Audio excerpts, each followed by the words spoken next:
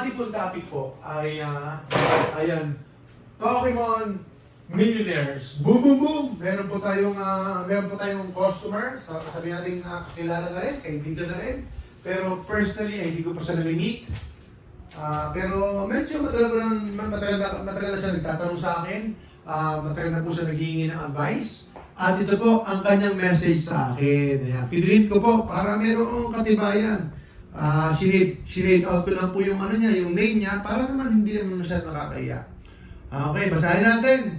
Dapat bang ipatong natin sa baba para hindi naman tayo hirap at saka hindi naman lumilipad-lipad yung hangin. Para mabasa natin maayos. Alright, yan po yung ating topic, no? Future Pokemon Millionaire!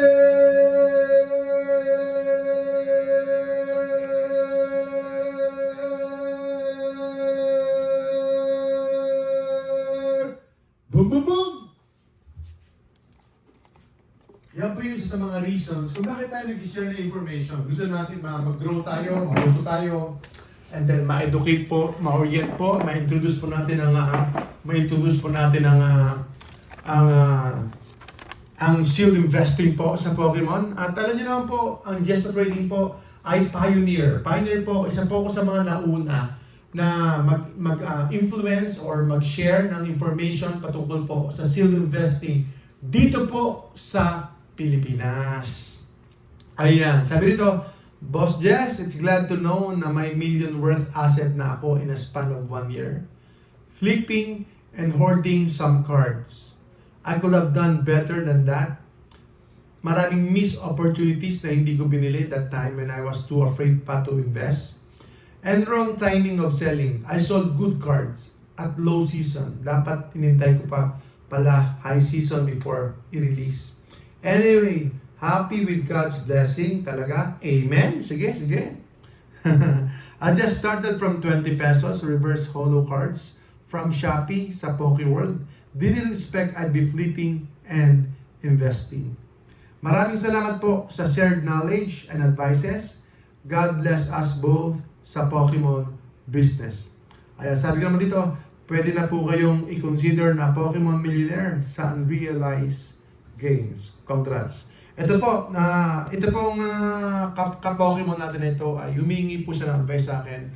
And lately, humingi naman siya ng advice patungkol sa minor advice naman patungkol niya sa mga books, no? Patungkol sa books niya. Yung what I mean is like yung pera patungkol sa Pokemon cards.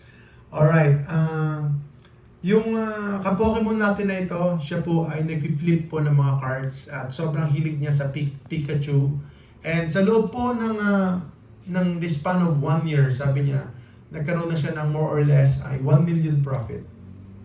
So, this fellow, mga kaibigan, ang binibili niya sa akin pa rin Pikachu. And then, yung mga cheap Pikachu lang, may expensive din. Pero, lately nagme-message siya sa akin.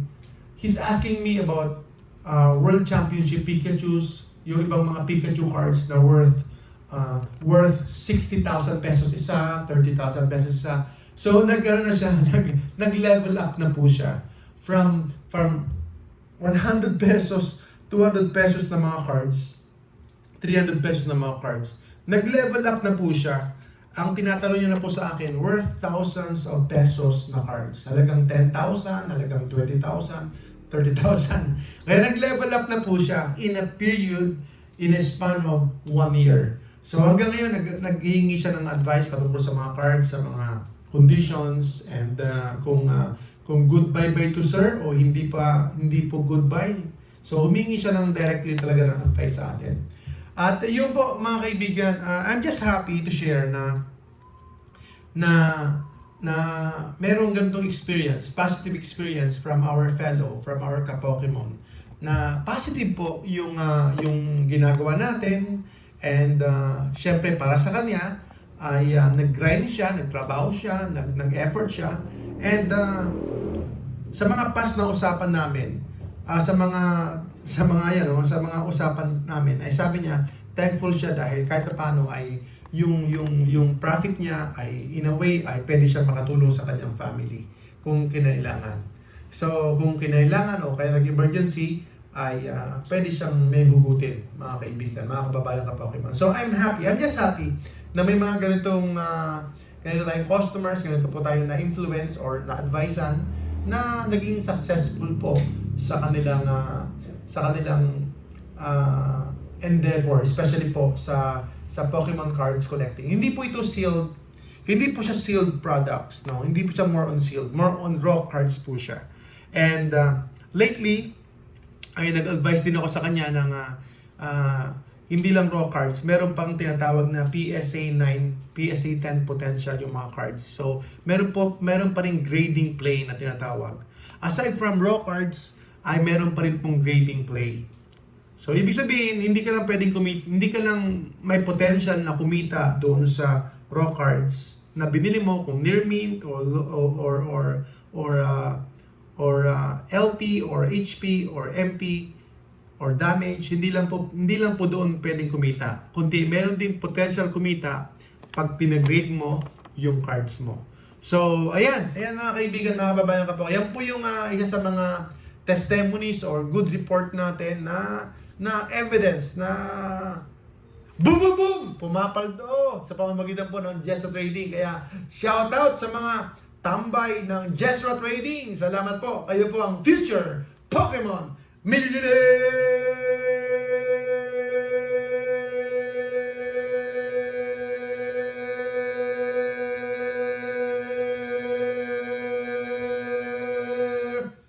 Boom, boom, boom! Ayan po. Nagba-buy and sell to, flipping ng cards. At talagang masikap siya mag-grind. And talagang nire-research niya in-depth yung mga chart, yung mga cards po like Pikachu, yung mga ibang mga cards na low pack, especially low pack. Sabi ko sa kanya, i-focus mo doon sa low pack or sa mga cards talaga na hindi pa masyadong pansin, hindi pa na-discover na marami, pero meron pong bigger potential. At tama naman yung focus niya, more on Pikachu. So tumaas po talaga yung mga Pikachu cards lately.